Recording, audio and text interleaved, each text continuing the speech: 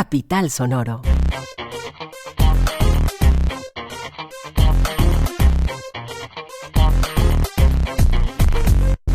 Hola a todos y todas, bienvenidos a De Vital Importancia, un podcast de cultura en el que hablamos de temas serísimos con gente inteligentísima.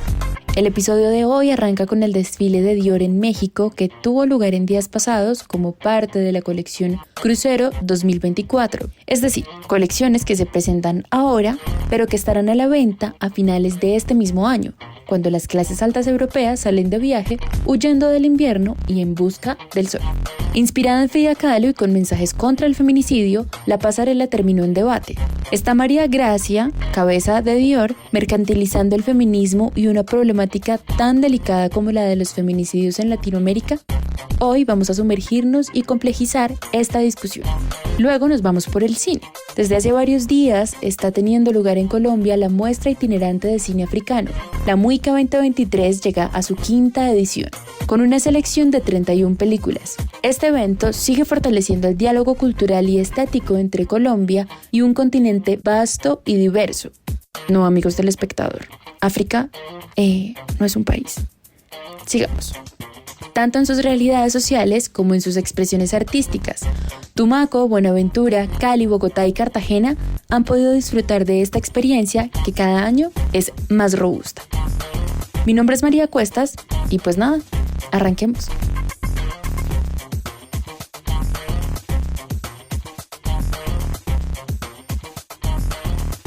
En el Colegio San Ildefonso, en el corazón de la Ciudad de México, justo en el lugar en el que se conocieron Frida Kahlo y Diego Rivera en los años 20, fue presentada la colección Crucero 2024 de la casa Dior. La locación no fue elegida al azar. María Grazia, directora creativa de esta marca, aún recuerda el impacto que le causó en sus años de juventud cuando vio por primera vez en Italia una exhibición de la icónica artista mexicana.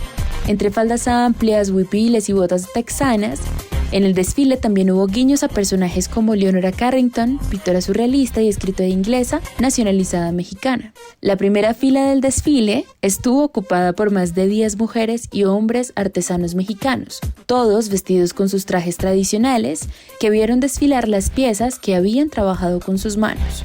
Con el fin de visibilizar la problemática que enfrenta México y América Latina alrededor de las violencias basadas en género, la diseñadora presentó un set de vestidos blancos con mensajes feministas. Incluso, algunos hicieron referencia a los feminicidios. La presentación final fue hecha en colaboración con la artista feminista y activista mexicana Elina Chauvet, y la emblemática canción Sin Miedo de Vivir Quintana cerró el desfile. Surgió así el debate de si esto terminaba por mercantilizar, estetizar y banalizar una problemática tan grave que aqueja a la región. Para analizar o complejizar mejor este debate, vamos a hablar con Diana Lucía Gómez, más conocida como Diana Lunareja, asesora de marcas en marketing y moda. Diana, bienvenida a Vital Importancia. Empecemos por uno de los puntos claves de esta colección. ¿Por qué Dior pone el ojo en México para crear Crucero 2024? Bueno, creo que es importante entender que, por un lado, las colecciones Crucero de alguna manera son colecciones que expresan como una solución vacacional para estas personas de clase alta que consumen las marcas de lujo. El origen de esas colecciones Crucero es eso, básicamente unas colecciones que ellos lanzaban como en unos momentos en donde el país o la ciudad donde tú estabas viviendo de pronto estaba en un clima de invierno, pero tú estabas buscando irte de paseo en un crucero o irte a vacacionar a una playa, pues en un lugar paradisíaco. Entonces estas colecciones te ofrecían esa solución como veraniega, de ropa fresca, de estilos muchísimo más, entre comillas, tropicales, como todo lo que está asociado, digamos, a ese entorno vacacional de lujo. Entonces eso es como un elemento importante para tener presente, porque de alguna forma estas colecciones Crucero que Dior hace, pues como que tienen esa conexión con ese elemento exótico de la persona, de ese norte global que vacaciona en un lugar diferente y se escapa pues como a un clima mucho más cálido propio de ese sur global. Entonces hemos visto que las otras colecciones que Dior ha hecho como en este contexto de abrir la marca a otros entornos, se han hecho, por ejemplo, en España, en Sevilla, se hizo la más reciente fue en la India, por ejemplo, Y digamos que esto nos conecta a nosotros un poco como con lo que viven esas marcas de moda, ¿cierto? Es una forma como de conectar otros entornos con esa marca de moda. Ella ha dicho en entrevistas que la intención que tiene al sacar las colecciones a estos contextos, María Gracia Churi, ha dicho pues que la intención que tiene al sacar las colecciones a estos contextos es como dejar de pensar que las capitales de moda globales son solamente como París, Nueva York, Milán, y empezar a pensar que la moda también se vive en otros entornos y hacer como partícipes de estos otros entornos, de esas dinámicas propias de la alta moda, que digamos son como lo que nosotros tenemos en la mente como los referentes más importantes de la industria de la moda en general. Para quienes no sabemos de moda y queremos tener un esbozo de mapa claro, ¿cuáles son las particularidades de esta colección?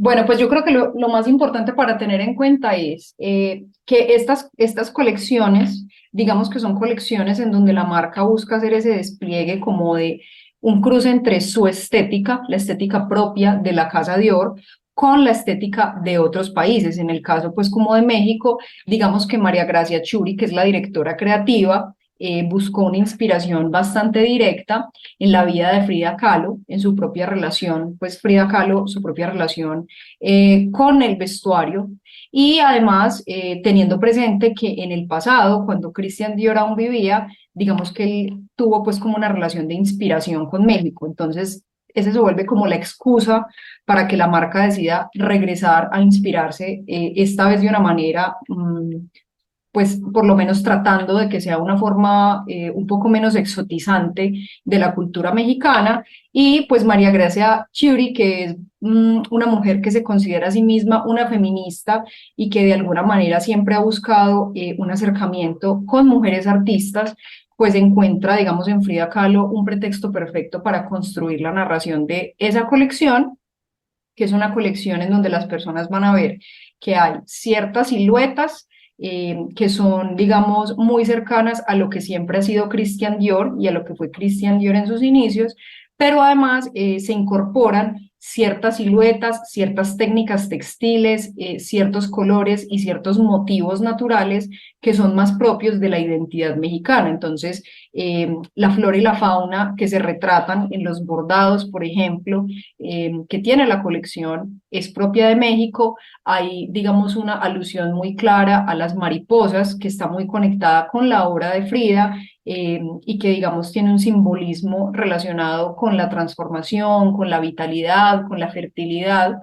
Y también, digamos, pues lo más claro que tiene la colección es que su valor no es solamente porque sea bello, sino justamente porque este tipo de propuestas de moda de lujo suelen tener una alta carga de trabajo artesanal.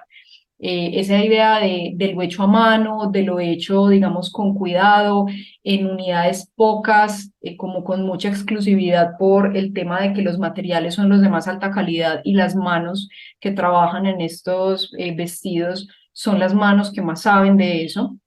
Entonces, digamos que ese elemento de lo artesanal siempre ha estado presente en el trabajo de estas casas de moda francesas, pero en este momento lo que hacen es indicar que no solamente es la artesanía francesa la que tiene juego ahí, sino también los artesanos mexicanos que participaron en diferentes talleres artesanales de México que dominan diferentes técnicas y esos talleres se encargaron, digamos, como de ornamentar las prendas o construir cinturones o construir textiles que luego fueron llevados a varias prendas o incluso de construir la prenda completa de una manera muy fiel a su tradición e incorporarla en un estilismo a siluetas muchísimo más afines a lo que es la casa de Dior.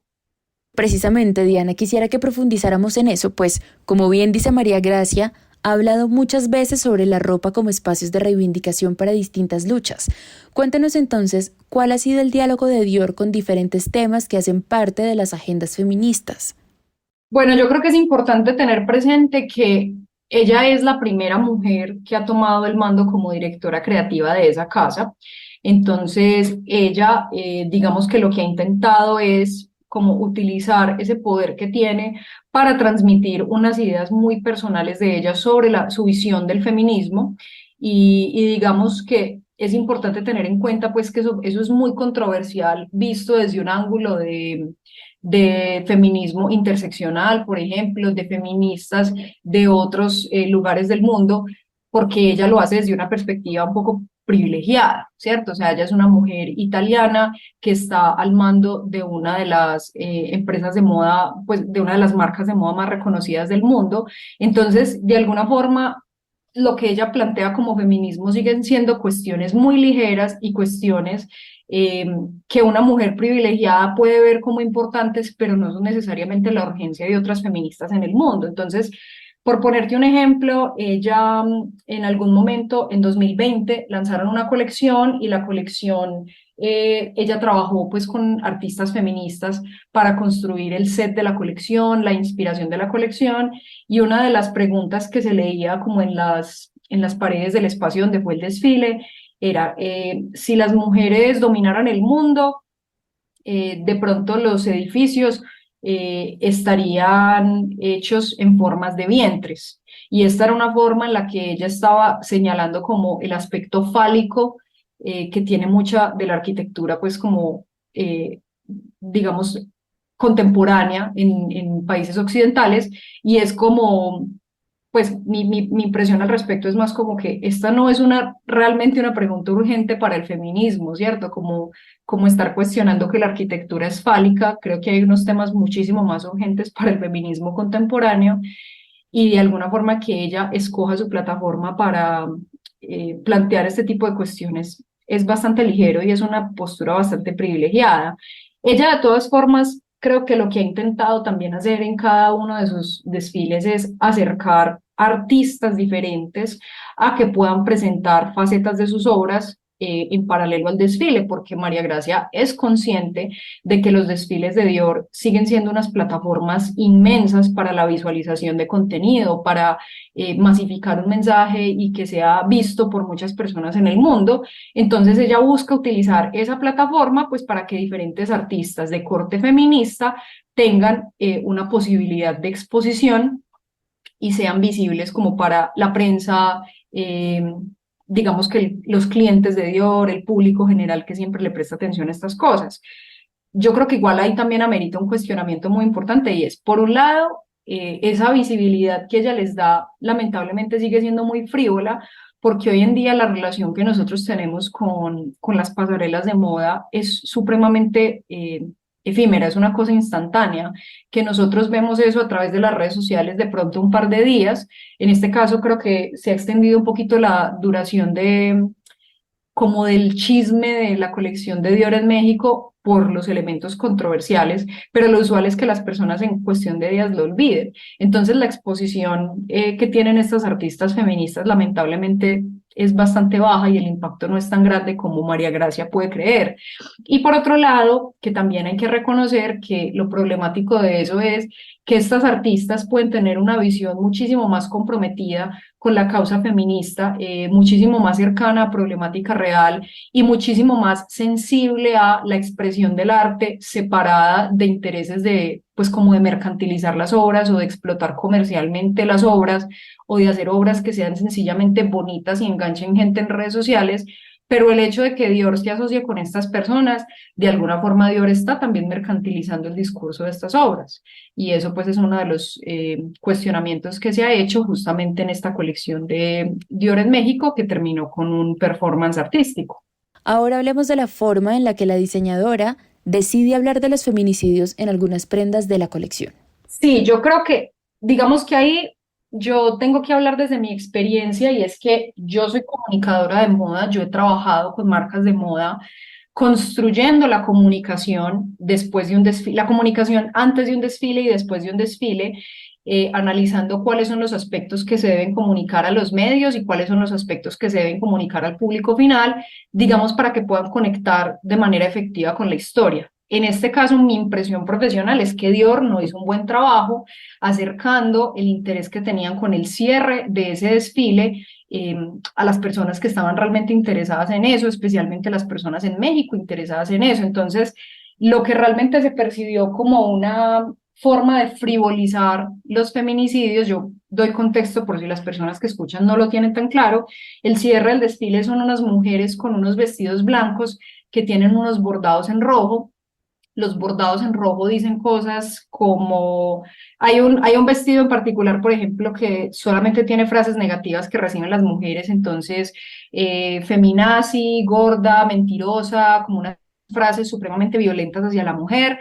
Hay un vestido que dice corre por tu vida, hay un vestido que dice como girl power, entonces digamos que cada vestido tiene unas frases distintas y esto fue con una canción de fondo de Vivir Quintana, se ha convertido en México básicamente en ese himno feminista de lucha y de dolor por los feminicidios. Entonces, si uno mira esto sin tener ningún contexto, se siente de una esa mercantilización y digamos que esa falta de contexto es responsabilidad de Dior. En realidad, esos looks que vimos al final de ese desfile son creados por una artista plástica mexicana que se llama Elina Chauvet. Y además de que son creados por esta artista, pues ella es una mujer que ha trabajado, digamos, toda su vida, tiene una trayectoria muy larga y ha trabajado toda su vida temas de violencia a la mujer porque su propia hermana fue asesinada por su marido. Entonces, digamos que si uno mira esto desde esta perspectiva, pues uno puede entender que hay una persona que tiene unos sentimientos legítimos con respecto a los feminicidios y que los está plasmando en una obra que hace parte de una trayectoria artística coherente con lo que estamos viendo en escena. No es un capricho de Dior hacer estos vestidos, ni poner este tipo de bordados, ni utilizar esa canción, porque incluso la artista que canta la canción pues ella estuvo feliz de participar en el evento y en la fiesta de cierre del evento ella canta en vivo la canción. Entonces, digamos que ahí hay una participación supremamente consciente de las dos artistas y la decisión creativa,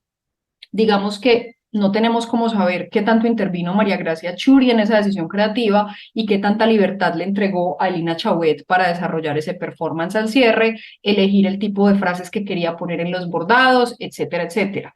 Entonces esto digamos que da un matiz adicional porque la controversia inicial ha sido que Dior se está aprovechando de los feminicidios y que está vendiendo ropa inspirada en los feminicidios. Y Elina Chauvet aclaró en estos días en una entrevista que los vestidos no van a estar en venta, esos vestidos blancos del cierre del desfile no hacen parte de la colección comercial, sino que van a ser piezas de museo, o sea, que efectivamente ella no estaba considerando mercadear esos productos, y ella, digamos, en sus propias redes como que se ha sentido muy indignada, digamos, como con la controversia que se ha dado por lo que creó, tratando de darle crédito a las mujeres bordadoras y a las mujeres que participaron en ese proyecto artístico con ella. Nuevamente, lo que te planteaba ahora, digamos que aunque Lina Chauvet le aclare a uno que esos vestidos no son para la venta y que son vestidos que van a estar en un museo, el hecho de que sean exposición en un desfile de Dior y que para muchos asistentes y muchas personas que ven esto desde el exterior, pues digamos que sea una forma de llegar a una lágrima barata, pues como conmoverse simplemente como por el performance visual de los feminicidios, más allá de hacer algo por el hecho de los feminicidios realmente.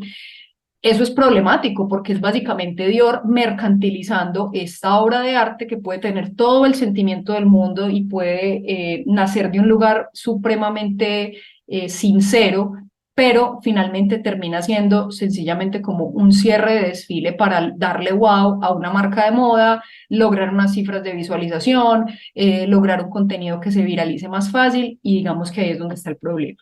Elina Chauvet también ha dicho en entrevistas que Dior hizo una donación a una fundación, a una organización enfocada en la lucha contra los feminicidios, pero vuelvo y señalo, como profesional, todo esto es culpa de Dior en el sentido de que si ellos efectivamente quisieron que hubiera una consecuencia monetaria de involucrarse con un tema tan delicado como los feminicidios, pues Dior no está en ningún momento diciendo cuánto donaron y a qué fundación. Y digamos que esas son cosas que para mucha gente son preguntas mínimas para poder entender realmente como que con cuánta malicia o con cuánta sinceridad se desarrolló un tema de colección tan delicado, en donde se coge una problemática que vive México todos los días y que no va a dejar de vivir por el hecho de haber hecho este desfile o presentar esta obra, eh, tomar una temática así para cerrar una pasarela de moda. Digamos que es muy difícil no hacer la lectura de que esto es una forma de frivolizar y de alguna forma de aprovecharse de la tragedia que viven esas familias y que van a seguir viviendo después de eso. Entonces, creo que esos son los matices importantes que se tienen que tener en cuenta para hacer un juicio personal informado, que realmente hubo una participación artística, que los vestidos no están en venta, pero que finalmente esto hace parte de una estrategia de una marca para generar una comunicación global, especialmente con sus clientes en el norte global, en donde la marca se pueda ser percibida como pues una marca feminista y aliada de las mujeres en México, sin realmente tener una participación seria en una cosa que pues que claramente es responsabilidad del Estado mexicano y ellos tampoco han hecho lo suficiente. Diana, y según esto, ¿qué espacio le queda a alguien como a María Gracia, o más bien, qué formas de aproximación pueden funcionar mejor a la hora de hablar de asuntos que igual la tocan y la atraviesan? Esto, claro, sin decir que los debates no van a existir y que nadie va a criticar porque todo el mundo va a estar de acuerdo. Y por supuesto, desde su posición y su conocimiento como comunicadora. Mira, yo creo que tú dices algo muy importante y es, finalmente, uno puede mitigar, pero digamos que es injusto uno esperar que todo el mundo tenga la misma opinión sobre estos temas. Yo por eso doy como las herramientas de juicio con las que yo como que evalué la situación, mis herramientas como profesional y como mujer, pero yo creo que las opiniones van a ser muy diferentes. Incluso el hecho de nosotros poder hacer un juicio como frío de esto, desde Colombia, como personas pues como enfocadas, digamos, en el análisis de comunicación de las marcas de moda, sigue siendo una postura muy privilegiada, porque si uno piensa, por ejemplo, en el dilema de los artesanos, digamos que para los artesanos, por ejemplo, es una cosa supremamente compleja hacer un juicio de estos, no solamente porque no es la manera en la que ellos necesariamente analizan, a menos que tengan esa formación o académica o ese tipo de intereses. Los artesanos que participaron de este tipo de proyectos no tienen por qué hacer el mismo análisis que nosotros. Los artesanos que figuran, digamos, en los talleres que participaron de este evento con Dior son personas que se sienten súper orgullosas de lo que hicieron. Y en paralelo uno puede encontrar en redes que hay otras personas que también son artesanos, que trabajan las mismas técnicas, supremamente indignados, diciendo que a ellos no se les tuvo en cuenta para tomar esa decisión, que básicamente vendieron su identidad y que pues es un poco atrevido que incluso el gobierno mexicano, a través de la Secretaría de la Cultura, diera aval a esto como si ellos fueran los dueños de esas técnicas artesanales y no todos los artesanos en las regiones en donde digamos que estas obras hacen parte del legado histórico de los pueblos. Entonces hay unas complejidades en ese análisis muy duras para nosotros poder sentenciar que algo está bien hecho o mal hecho, y es una cosa que está en aprendizaje, digamos, todavía. El solo concepto de la apropiación cultural es un concepto relativamente reciente, y que la relación que tienen la mayoría de personas, especialmente las personas jóvenes que apenas están aprendiendo de esto, sigue siendo una relación muy superficial, en donde se asume que cualquier persona que utilice algo de otra cultura se está apropiando, sin entender que eso está atravesado como por una dimensión económica, una dimensión de poder y de explotación que son muy complejas, que incluso las personas con una formación académica en antropología, en sociología, que han estado abordando lo que ha pasado con esto de Dior, no necesariamente están de acuerdo en todo y no necesariamente tienen la misma visión. Las personas más responsables con este tema han tratado es de plantear preguntas más que hacer sentencias sobre si una cosa está buena o mal hecha, o sobre de quién es la culpa, o ponerse, por ejemplo, a juzgar o al artista Elena Chauvet o a los artesanos. Entonces, en ese sentido, es supremamente complejo. ¿Qué opino yo? Desde mi perspectiva profesional y pensando si me tocara alguna vez enfrentarme a un proyecto de este tipo, hay que tener presente el desequilibrio de poder en las relaciones. Eso para mí es súper importante como punto de partida. Y es que María Gracia Churi está tiene un poder mucho mayor que el que tienen los artesanos. Así el conocimiento de los artesanos pueda equipararse en cuanto a la profundidad de lo que saben de su área técnica. En cuanto a la capacidad manual, a la capacidad creativa, hay un desequilibrio de poder total porque María Gracia es legitimada por ser parte de una marca de lujo europea, que es una de las marcas pues que más dinero genera en el mundo, y ellos son artesanos en un país que, digamos, tiene una relación con la artesanía, que si bien es muy propia de su identidad, esa artesanía también tiene una estratificación muy compleja porque tú puedes comprar en talleres artesanos que están enfocados al consumidor de lujo, o puedes ir a comprar a un mercadito de pueblo y te vas a encontrar con obras que técnicamente tienen el mismo mérito o mérito similar, y te vas a encontrar que hay artesanos y artesanas que le ponen horas y horas de trabajo a las cosas que hacen para llegar a venderlas en mercados populares y encontrarse consumidores que les van a regatear porque no son conscientes de lo que vale su trabajo. Entonces, cuando uno mira ese tema del desequilibrio de poder y esa estratificación injusta que se hace del trabajo de los artesanos, pues yo lo que pienso es que una marca como Dior tiene que darle mucho más protagonismo a las personas que hacen las obras. Por darte un ejemplo, Dior sentó a estas personas, a los artesanos que participaron en la obra, especialmente eran más artesanas incluso que artesanos, en primera fila para ver el desfile. Y digamos que eso es una buena práctica, pero por ejemplo, uno tiene que pensar en darles voz también. Y yo siento que lo que hemos visto en la estrategia de medios de la marca es que se han enfocado en entrevistas a María Gracia y si mucho unos videos controlados por la marca en donde hablan artesanos como Ilan Cruz, que es uno de los talleres que participó, él es el creador. Pero digamos que es una narrativa en donde todavía esos artesanos no pueden dar entrevistas y creo que legalmente no pueden dar entrevistas. Me pareció leer en estos días como que los artesanos no pueden hablar de nada de esto hasta que Dior no termine su gira de actividades en México. Entonces, de alguna forma es Dior intentando controlar por completo la narrativa y quitándole la voz a estas personas que deberían poder como hablar de su proceso creativo y cómo ellos alimentaron el trabajo de Dior y no solo como Dior fue allá a inspirarlos y a mostrarles otra forma de hacer las cosas. Entonces, estas son las cosas que alimentan ese desequilibrio de poder y en las que yo creo que las marcas que se metan a ese tema tienen que ser muchísimo más equitativas. No es solamente que les paguen bien, y no es solamente que lo sienten en primera fila o que los muestren en imágenes en redes sociales, sino que les den a ellos también agencia en los proyectos creativos, que ellos tengan la posibilidad de creativamente sugerir cómo quieren que se vean las cosas y que ellos tengan la posibilidad de hablar de sus creaciones y de contarle al mundo por qué se involucraron en el proyecto, porque como te decía ahora con respecto a Lina Chauvet, se matiza mucho la perspectiva que uno puede tener cuando uno escucha de voz de las personas que participaron, por qué lo hicieron y qué sienten que lograron de eso. Diana, muchas gracias por acompañarnos. Es con mucho gusto, espero pues que la conversación en torno a esto haga que más personas se hagan preguntas con respecto a su propia relación con la artesanía en Latinoamérica.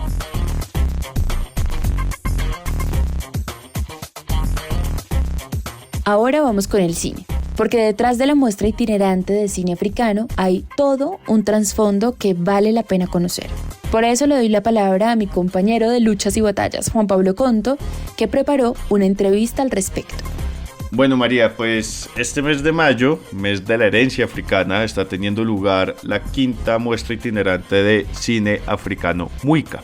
El evento en estos días estuvo por Tumaco y sigue a Buenaventura, Cali, Bogotá y Cartagena con proyecciones gratuitas y un programa de más de 30 títulos en 3 categorías que ya han estado presentes en las ediciones anteriores, que son Hecho en África, Diáspora y Otras Miradas. Y a esto se suman conversatorios y música que acompañan las historias del continente y de la diáspora en Colombia y el Caribe. Es una ventana que se consolida como puente de un diálogo cultural horizontal entre el sur global.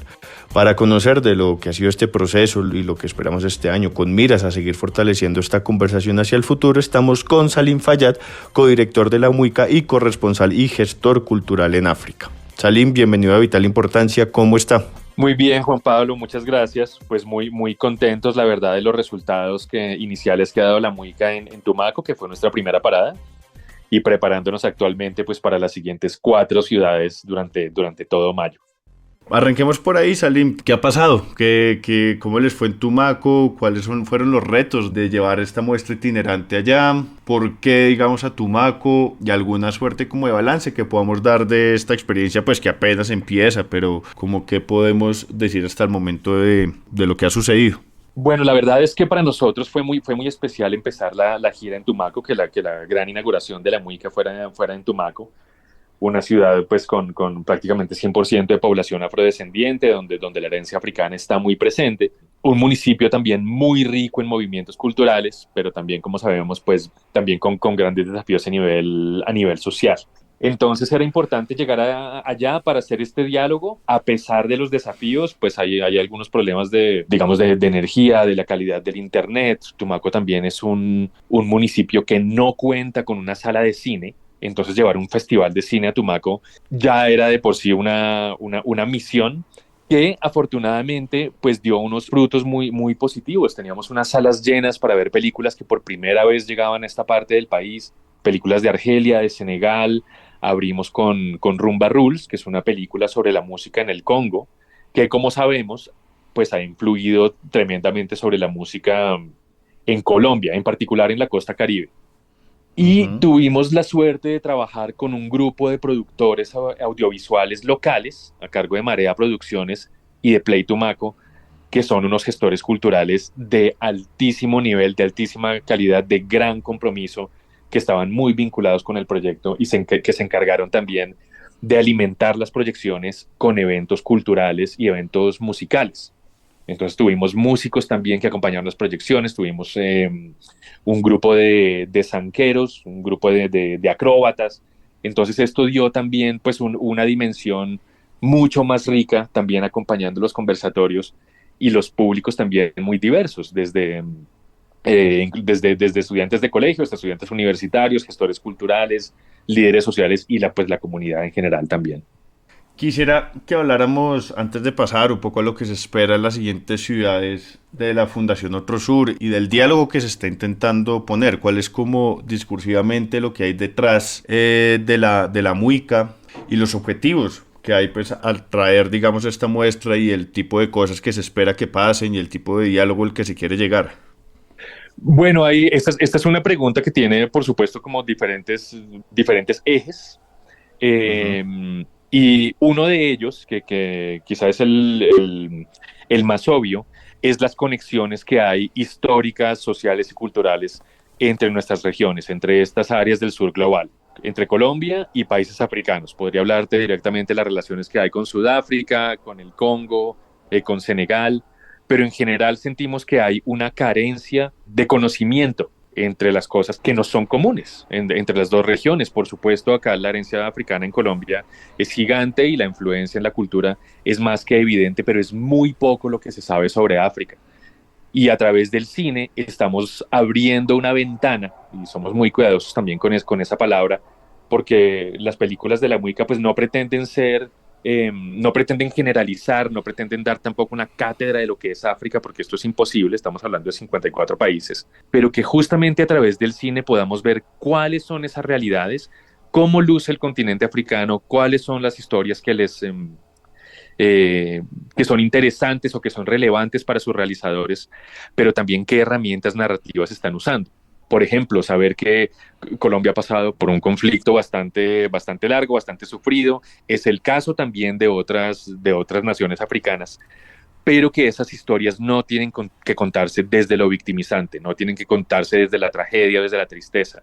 Se pueden contar desde el empoderamiento, se pueden contar desde la creatividad, se puede abordar temas sociales desde la comedia, por ejemplo, o desde el cine de género como el western, el horror, la comedia, la animación, la ciencia ficción. Entonces, a través del cine, como decía, mostramos esas historias, pero también las herramientas que se pueden usar a nivel audiovisual para contar las cosas que no son comunes. Y otro de los ejes de hacer la Muica es mostrar buen cine. Así, algo tan simple como eso. Cine que se produce en África, que es de muy alta calidad técnica y narrativa, películas que han estado en Cannes, que han estado en Berlinale, en el Festival de Toronto, que son nominadas a los Oscar, pero que en Colombia muy rara vez hay oportunidad de ver. Cuando nosotros empezamos a hacer la Muica no existía en Colombia una plataforma para ver películas africanas a esta escala. Y pues nos enorgullece mucho saber que 9 años más tarde seguimos haciéndolo, la gente sigue yendo a las salas de cine y seguimos teniendo presencia en diferentes partes del país. Salim, ¿cuál ha sido como el balance precisamente a lo largo de estas 5 muestras? ¿Y cómo varía la recepción o qué cosas cambian a la hora de llevarlo a otras ciudades fuera de Bogotá, ¿no? Porque creo que arranca puntualmente en Bogotá y después se van sumando lugares alrededor de las distintas ediciones. ¿Cómo se vive, digamos, esta experiencia y cuáles son las diferencias o los hilos conductores en las a los distintos lugares donde se ha llevado la muestra? Mira, en realidad no ha empezado en Bogotá. Desde la incepción de la Muica en 2015, desde que comenzamos, la idea era siempre desarticular esos ejes de consumo cultural. Siempre todo ocurre en Bogotá, o si ocurre en Cartagena también es en el centro histórico, o si es en Cali es en el Museo de la Tertulia. Estos lugares han sido siempre aliados de la Muica, pero es importante, muy importante para nosotros, el carácter itinerante de la muestra. No solo ir a otras ciudades, sino que en cada una de esas ciudades vayamos a la periferia urbana, vayamos a áreas rurales, áreas afectadas por el conflicto armado también. Y cada una de estas ciudades y cada uno de estos lugares tiene su propia lógica y es un propio universo.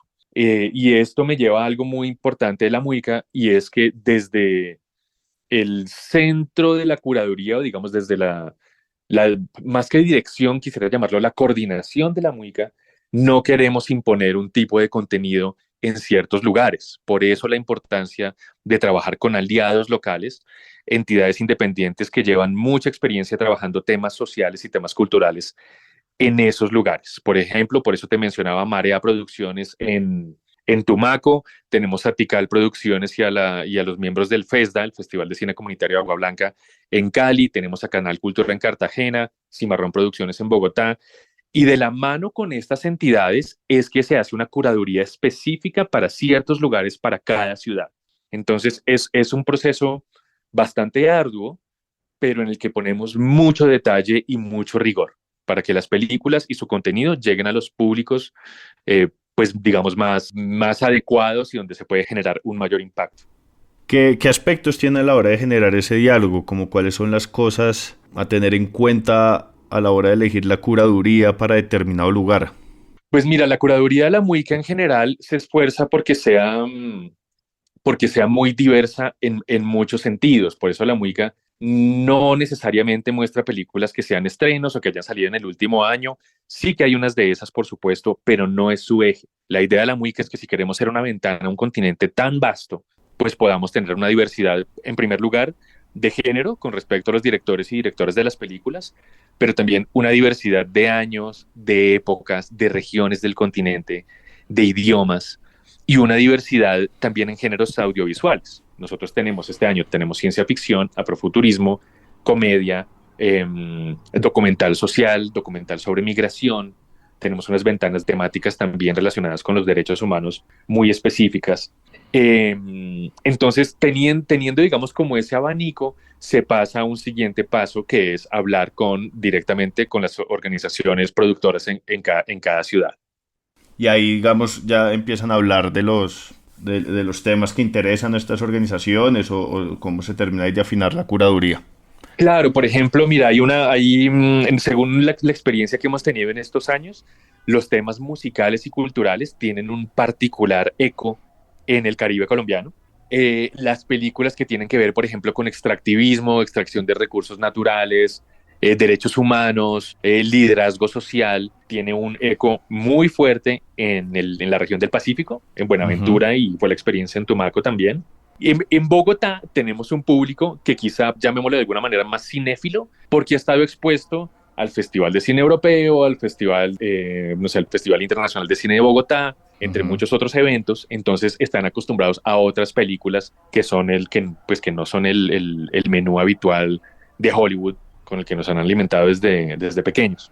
Entonces cada recepción es distinta. Tenemos una alianza muy bella y pues muy, muy provechosa desde el año pasado con Bibliored, de manera que a través de sus bibliotecas podemos llegar a diferentes públicos de la ciudad. El año pasado proyectamos en 8 bibliotecas, incluyendo la de la cárcel distrital, y este año vamos a 10 bibliotecas públicas en toda la ciudad. Entonces, como te decía, cada ciudad tiene su público y su recepción. Una vez empieza pues a hacer esta curaduría, ya van 5 ediciones, ¿en qué ve Salim o qué frutos ha empezado a dar este diálogo? ¿Qué cosas han pasado en medio pues de esta muestra y de estas alianzas o de la reacción del público que usted ve que ya empieza a dar como ciertos frutos más allá como del espacio temporal de la muestra? Claro, para nosotros, y creo que esto lo hablábamos en otro momento, es importante construir.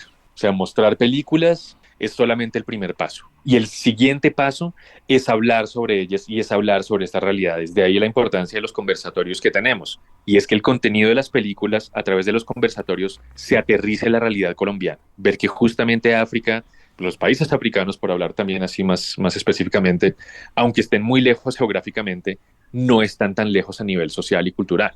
Y ese diálogo se ha venido estableciendo, el interés por África ha crecido mucho, y pues eso se refleja justamente en el viaje que tiene ahora la vicepresidenta a países africanos. En apenas unos días estarán en Sudáfrica, Kenia y Etiopía. Por primera vez hay una delegación de ese tamaño buscando estrechar los lazos con África. Entonces el cine ha sido como nuestro granito de arena ya desde hace años, y vemos que esto ha logrado como una atracción. Y lo que queremos en últimas es el intercambio, un intercambio que lleve a la producción cultural, a la producción de nuevas piezas audiovisuales. Cuando trajimos aquí a Jean-Pierre Becolot, el cineasta de vanguardia de Camerún, él volvió a Colombia después, además de los conversatorios y las masterclass que hizo, volvió a Colombia después, hizo rodajes en San Basilio de Palenque, en Quibdó, en diferentes partes de la costa, y sacó una película. Entonces, estas son las cosas que queremos fomentar. Estamos planeando otro tipo de actividades también en torno a la realidad virtual, al afrofuturismo, en la que los directores africanos tengan un contacto directo con los directores colombianos para producir nuevas piezas. Incluso recuerdo que alguna vez conversamos sobre una muestra de cine de películas colombianas allá, ¿verdad?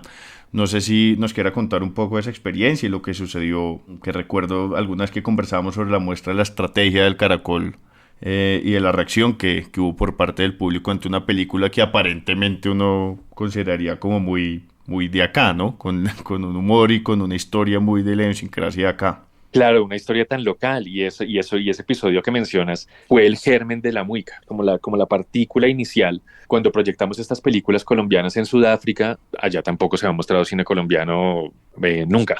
Uh-huh. Y hicimos una selección de 15 películas, la llevamos a 2 ciudades, a Johannesburgo y a Ciudad del Cabo, y son justamente estas experiencias que aparentemente son pequeñas, pues que detonan una iniciativa mucho más grande. Como decías, una película como La Estrategia del Caracol, que es tan local, tan bogotana, pues tiene por supuesto un valor artístico enorme, pero nos preguntábamos qué tipo de recepción va a haber en Sudáfrica. Y las expectativas superan lo que uno mismo anticipa.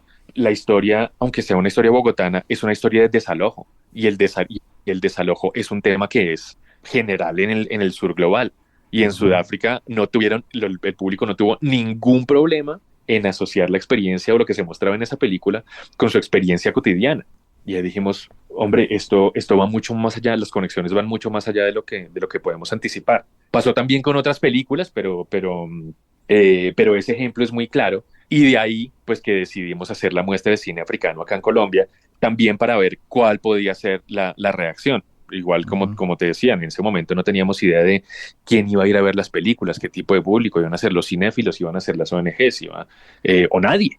Y el público se ha extendido, claramente. Ha sido pues una experiencia que tiene que perfeccionarse, el camino sigue siendo muy largo, los estereotipos siguen muy vigentes, pero sentimos que estamos contribuyendo un poquito a ampliar ese horizonte y esa conexión entre nuestro país y las culturas africanas. Uh-huh. ¿Por qué es importante esa conexión, Salim? Pues yo sé que puede sonar una pregunta un poco obvia, pero ¿por qué es importante esa conexión y esa relación y ese diálogo entre ese sur global? Porque nosotros hemos concebido a África desde acá a través de los ojos del norte global. Y en África pasa lo mismo con América Latina. Cuando yo como lo mencionaste antes, yo vivo y trabajo en África, en países africanos hace muchos años, y los estereotipos que hay sobre Colombia son los mismos de siempre que incluso me ofende repetir. Y lo mismo pasa con países africanos. Cuando yo digo que vivo en África, me preguntan por los animales, por las guerras, por la pobreza, como si no hubiera nada más, como si este universo de 54 países se pudiera reducir en estos estereotipos. Y estos estereotipos los tenemos porque las narrativas de África han venido a través del norte global, de las películas de Hollywood, de las películas europeas o reportajes periodísticos que pueden tener un gran valor periodístico, pero que están mostrando apenas una parte de esas realidades. Por eso la importancia de tener este diálogo directo. Por eso la importancia de mostrar películas colombianas allá y de mostrar películas africanas acá. Y Salim, ¿qué significa esta visita de Francia Márquez y qué se espera que pueda suceder a partir de esto? ¿Y qué oportunidades, digamos, hay de fortalecer ese diálogo, saliéndonos un poco de la muica, de fortalecer ese diálogo entre este sur global? Mira, yo creo que es un paso muy importante. Y es un paso que también aprovecho y le digo acá, es un paso que construye sobre iniciativas ya existentes. No es que van en un viaje a descubrir África, un territorio que nunca se ha pisado. No es verdad. En Sudáfrica, por ejemplo, hay una comunidad pequeña, es verdad, de gestores de Colombia, colombianos y colombianas, tanto en Johannesburgo como en Ciudad del Cabo, que llevan años trabajando en este intercambio, de manera totalmente independiente, totalmente al margen de los gobiernos y de los grandes apoyos financieros internacionales, sino por iniciativa propia. Pues un ejemplo es la Muica y la muestra de cine colombiano que hicimos allá, pero hay otros ejemplos, hay por ejemplo, desde la academia, por decir un par de nombres que tampoco pues voy a dar aquí todo el listado, pero Katia de la Cruz es una académica barranquillera y literata que tiene una plataforma para académicos del sur global trabajando en literatura. Marcela Guerrero, por ejemplo, es una persona que lleva como 20 años viviendo en Sudáfrica y que hizo una iniciativa de llevar el formato de la ciclovía de Bogotá a Ciudad del Cabo. Y esto transformó pues digamos, las concepciones de movilidad urbana, de movilidad y de espacio público en Ciudad del Cabo. Y esto podría decirte muchos más. De manera que es un camino que ya se ha venido trazando desde hace rato, que quizá tenía poca o tiene, digamos, poca visibilidad en Colombia, pero con esta visita gubernamental pues vemos la oportunidad de alinearnos. Es la primera vez que nos están escuchando. Es la primera vez que de pronto África está en el ojo o en el centro de atención, y creo que es una oportunidad que hay que aprovechar.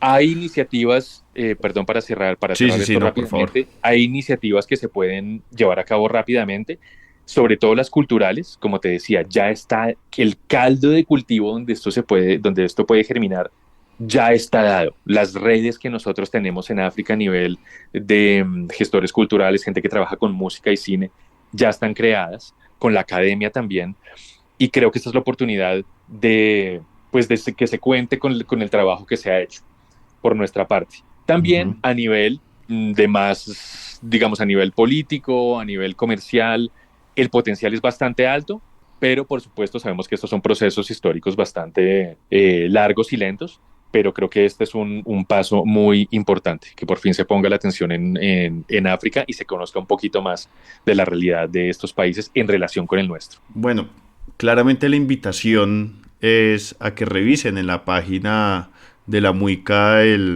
la lista de películas, la programación de cada una de las ciudades, la programación que tendrá Buenaventura, Cali, Bogotá, Cartagena, ya que pues por Tumaco ya se pasó, y a que visiten otrosur.org y revisen la programación para ver qué les interesa y se animen pues a asistir.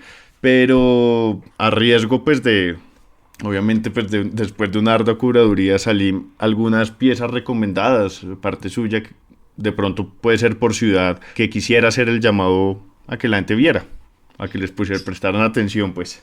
Sí, estas recomendaciones siempre son difíciles. Es muy difícil, no sé. Pero claro, también pues responden a ciertas inquietudes que hemos detectado en el público, pues ya habiendo madurado otras las experiencias anteriores. Y este año tenemos una película de apertura, que es la misma en Bogotá, Cali y Cartagena, que se llama Neptune Frost. Es una película afrofuturista, una película que además nos gusta mucho, que recoge muchos temas que son relevantes para la Muica.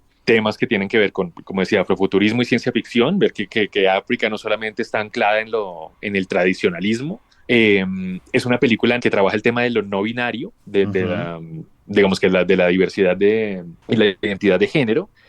También una película anticolonial, anti-extractivista, y viene de la mano, o viene dirigida por dos realizadores pues increíblemente creativos. Uno de ellos es Saul Williams, el músico, poeta y artista multidisciplinar de Nueva York, y Anicia Useyman, que es su compañera creativa y su compañera sentimental, que es una directora de Ruanda. La película está filmada en Ruanda y Burundi. Entonces, esto es una película muy colorida, tenemos una versión con un sonido espectacular, pues una espectacularidad que de verdad esperamos que puedan disfrutar en las salas.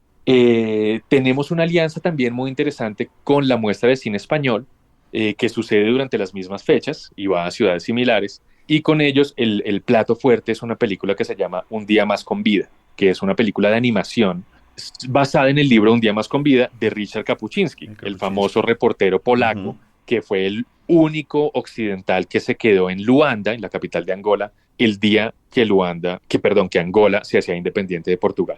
Este es un libro con una prosa increíble, y esta película animada se ha ganado un montón de premios, la estrenaron en Cannes, se ganó un premio Goya, mejor película de animación, y es de las que invitamos a ver también.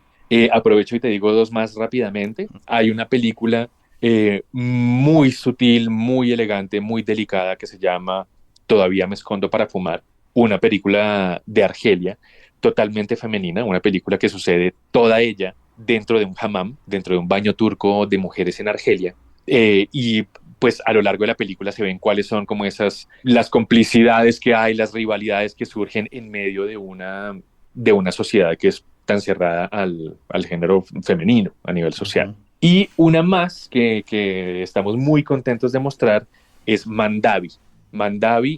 Se llama Mandavi, el giro postal. Es una película de Ousmane Sembène, el director de Senegal, considerado el padre del cine africano. Y esta película está recientemente restaurada. Entonces es una oportunidad de ver un clásico del 1968, una película que marcó a Martin Scorsese, entre otros. Pero menciono a Martin Scorsese porque él tiene una iniciativa de restaurar clásicos africanos. Entonces hay películas que no habíamos podido ver en buena calidad durante décadas, y de repente, bueno, los últimos años más bien, gracias a la fundación de Martin Scorsese, entre otras entidades, como la Universidad de Bolonia, podemos ver ahora en calidad restaurada en 4K, con sonido remasterizado. Entonces es ver estas películas de los 60, que son fundacionales en el cine africano, y verlas ahora como si fueran estrenos. Entonces este es otro de los grandes recomendados de la Muica de este año. Perfecto. Pues recuerden que, bueno, ya la muestra pasó por Tumaco entre el 3 y el 7 de mayo, sigue Cali y Buenaventura del 10 al 14 de mayo, Bogotá del 17 al 21 de mayo y en Cartagena del 24 al 31 de mayo, para que, repito, entren a otrosur.org, miren la programación y se antojen y asistan a la muestra y a los conversatorios y las actividades conexas pues a la muestra de cine itinerante.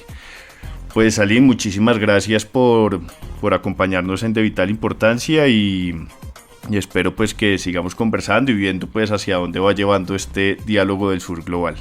Claro que sí, Juan Pablo, muchas gracias. Los invitamos a consultar las redes sociales también. Allá estamos actualizando constantemente sobre las actividades que haya. Aprovecho y hago un último anuncio, y es que la Muica sucede en mayo porque es el mes de la herencia africana en Colombia. Y el Día de la Afrocolombianidad, el 21, que es el día que conmemora la abolición de la esclavitud en el país, cae en el cierre en Bogotá. El 21 de mayo es un domingo, al otro día es festivo. Y durante ese fin de semana tenemos un evento en el Teatro Colón. Vamos a mostrar una película colombiana, un cortometraje que se llama El Duende, que es codirigido por Simón Mejía de Bomba Estéreo, por Lucas Silva de Palenque Records y por Simón Hernández. Tenemos después una serie de cortometrajes al aire libre con La Fuga, la Fundación Gilberto Alzate Avendaño. Y el domingo tendremos una fiesta de cierre también exclusivamente con música africana para despedirnos así de Bogotá por todo lo alto y con África en las venas y en los oídos y en los ojos. Buenísimo. ¿Y dónde va a ser esa fiesta? Esta fiesta va a ser a 6 manos, en el centro. En el centro de la ciudad. Perfecto, pues muchísimas gracias, Salim, y estaremos conversando. Muchas gracias, Juan Pablo. Nos vemos en el cine. Este podcast no podría ser posible sin la investigación de Juan Pablo Conto, la edición de Cian González y Adriana Castellanos y la dirección de Santiago Rivas. Mi nombre es María Cuestas y esto es de vital importancia, uno de los tantos podcasts que hacemos en Capital Sonoro. Recuerden, por favor, que pueden suscribirse y hablar con nosotros, porque nos encuentran en todas las redes como @Canal Capital. Pueden escuchar muchas de las otras cosas que hacemos: Capital Político, Respeto, nuestro podcast de música, otras de las tantas entrevistas sobre literatura que tenemos en este podcast de vital importancia. Eso es todo por el capítulo de hoy. Muchas gracias por escuchar. Capital Sonoro.